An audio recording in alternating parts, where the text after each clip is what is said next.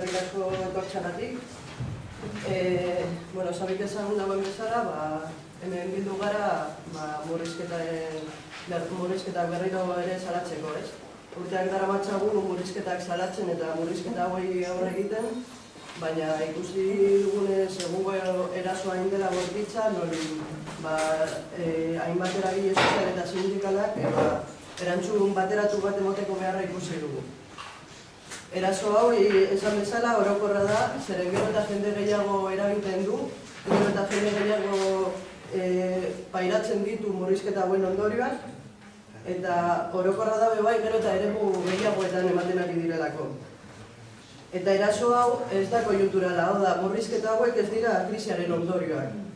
Krisia aitzakitzat hartzen ari dira murrizketa hauek aurrera ateratzeko. Baina, eta ikusi dugunez, murrizketak ez daituzte krisitik aterako.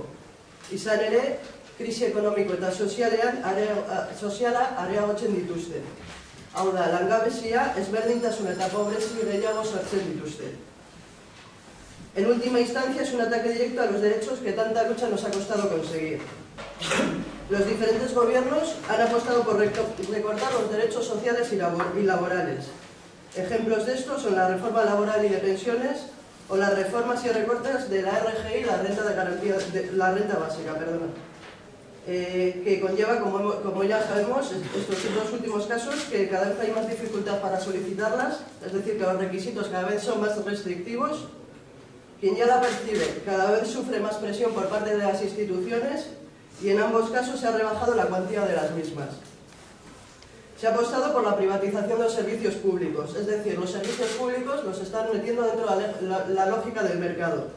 Están abriendo nuevos espacios a las inversiones y al negocio privado. Politika fiskala, aberastasuna berbanatzeko tresna izan beharko luke. Baina ez da horrela ere, ez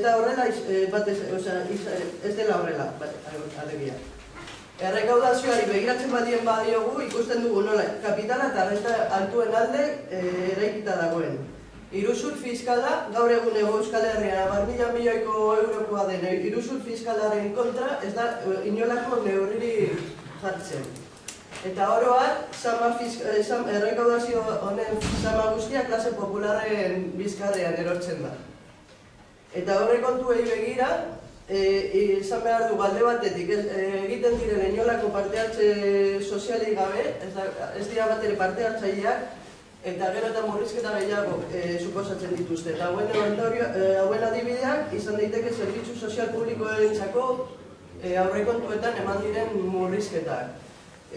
Kasu honetan, adierazgarrienak osasun eta hezkuntza arloetan eman diren murrizketak.